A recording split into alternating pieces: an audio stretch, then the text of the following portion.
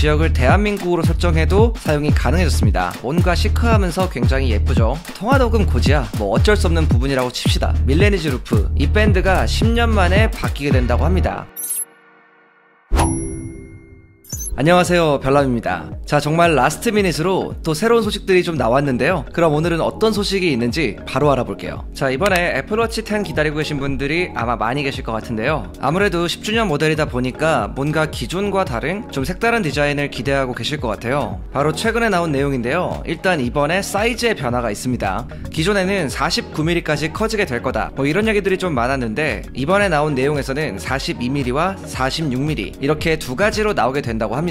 그러니까 기존보다 1mm 정도 더 커지게 되는 거죠. 여기 이미지에 나와 있는 케이스들을 보면 크기가 어느 정도인지 대충 짐작은 해볼 수가 있습니다. 디스플레이는 지금과 비슷한 형태라고 하고요. 제품의 두께 같은 경우는 기존보다는 좀 더 얇아진다고 합니다. 그리고 측면에 있는 스피커는 현재 애플워치 울트라처럼 들어가게 되고요. 밴드에 맞춰서 측면부의 각도가 더 커진다고 해요. 전체적으로 좀 더 둥근 쉐입으로 예상이 됩니다. 그리고 좀 놀라운 게 이번에 스테인리스 모델이 사라진다고 합니다. 이 스테인리스 모델 대신에 티타늄 모델이 새롭게 들어간다고 하는데요. 뭐 저는 개인적으로 스테인리스 모델을 굉장히 좀 좋아해서 그런지 이게 없어진다 그러면 좀 너무 아쉬울 것 같긴 해요. 뭐 물론 비싸긴 하지만 티타늄 이외에도 세라믹 모델도 다시 나올 수 있다고 하는데 이 세라믹은 애플워치 5에서 잠깐 나왔던 모델이죠. 저는 실제로 가지고 있진 못했고 제 친구 중에 한 명이 갖고 있었는데 아무튼 이거 굉장히 예뻤습니다. 어쨌든 세라믹의 복귀 가능성도 있다, 이렇게 보시면 좋을 것 같고요. 이렇게 티타늄과 세라믹 모델이 나오면 스테인리스보다는 좀 더 높은 가격을 가지게 될 텐데 특히 세라믹 같은 경우는 예전에도 엄청 비쌌어요. 거의 160만원이 넘는 가격이었거든요. 진짜 가격이 좀 미쳤죠. 만약에 티타늄이든 세라믹이든 가격이 오르게 되면 오히려 애플워치 10보다 애플워치 울트라 쪽으로 가시는 분들도 제법 많아지지 않을까, 이렇게 생각이 들기도 합니다. 애플워치 밴드에서도 변화가 생기는데요. 여러분들 잘 알고 계시는 밀레니지 루프, 이 밴드가 10년 만에 바뀌게 된다고 합니다. 우선 디테일에서 많은 변화가 있을 거라고 하고요. 이것도 현재 스테인리스 대신에 티타늄으로 만들어질 예정이라고 합니다. 그리고 컬러는 티타늄 케이스의 경우 골드, 블랙, 스타라이트, 그리고 티타늄 오리지널 컬러 이렇게 예상되고 있는데 여기서 골드 컬러는 지금보다 좀 더 밝은 골드라고 합니다. 간단하게 정리를 해보면 기존보다는 1mm 정도 더 커진 사이즈, 좀 더 둥글고 얇아진 디자인, 거기에 새로운 티타늄 케이스가 등장할 거다, 뭐 이런 특징들이 예상이 되고 있습니다. 이번에 애플 인텔리전스 기능도 한국에서도 사용이 가능해졌는데요. 기존에는 이 지역을 미국어로 해놓고 언어도 영어로 해야지만 사용이 가능했어요. 그런데 이번 베타3부터는 지역을 대한민국으로 설정해도 사용이 가능해졌습니다. 다만 언어 같은 경우는 여전히 영어로 설정을 해주셔야 가능하긴 해요. 그리고 통화녹음 같은 경우는 이번에 조금 업데이트가 되었는데 이 기능이 나올 때만 해도 정말 국내 아이폰 사용자들의 염원이 이루어진 거다, 뭐 이렇게 볼 수가 있었는데 매우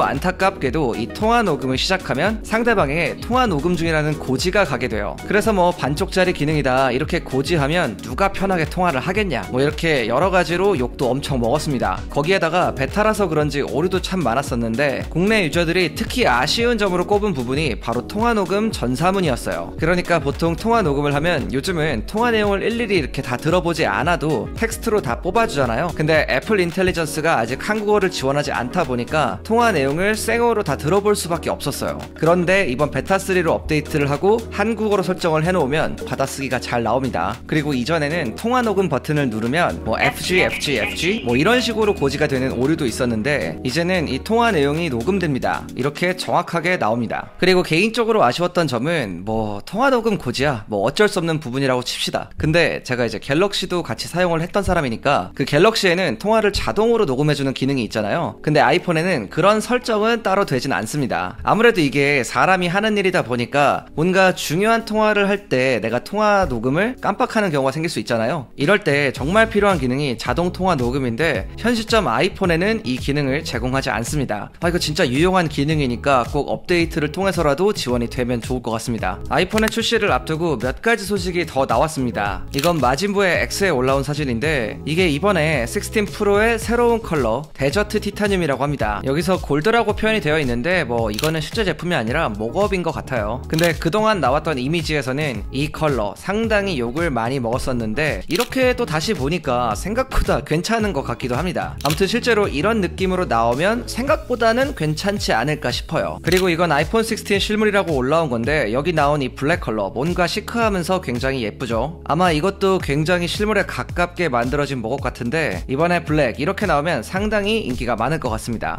또 다른 소식도 보면 이건 아이스 유니버스에서 나온 건데요. 이 포스팅을 보면 이번 아이폰 16 프로 맥스가 실물로 나오게 되면 갤럭시 S25 울트라에 대해서 더 많이 알 수 있게 될 거다 뭐 이런 내용인데요. S25 울트라는 내년 1월에 출시 예정인 제품이죠. 내용을 자세히 보면 울트라와 이번 프로 맥스는 화면 사이즈, 가로 세로 길이, 심지어 베젤까지도 거의 동일하다고 합니다. 여기 보면 이제 언노잉이라고 표현을 했는데 다이나믹 아일랜드를 아주 싫어하는 것 같습니다. 아무튼 여기 올라온 16 프로 맥스의 이미지를 보면 가장자리 베젤이 굉장히 얇게 들어가 있죠. 정말 이 정도 수준의 디스플레이로 나오면 엄청 시원한 느낌을 줄 것 같아요. 실제로 어떤 화면을 보여줄지 이건 좀 상당히 기대가 되기도 합니다. 그리고 현재 아이폰 화면에 있는 이 다이나믹 아일랜드 이 다음 버전이 궁금한 분들도 계실 텐데요. 디스플레이 전문가로 굉장히 유명한 로스영 다들 기억하시죠? 예전에 올라온 로스영의 아이폰 로드맵을 보면 이 아이폰 전면부에 앞으로 어떤 변화가 있을지 대략적으로 예상해 볼 수가 있는데요. 여기 보면 아이폰 17 프로부터는 언더 패널 페이스 아이디와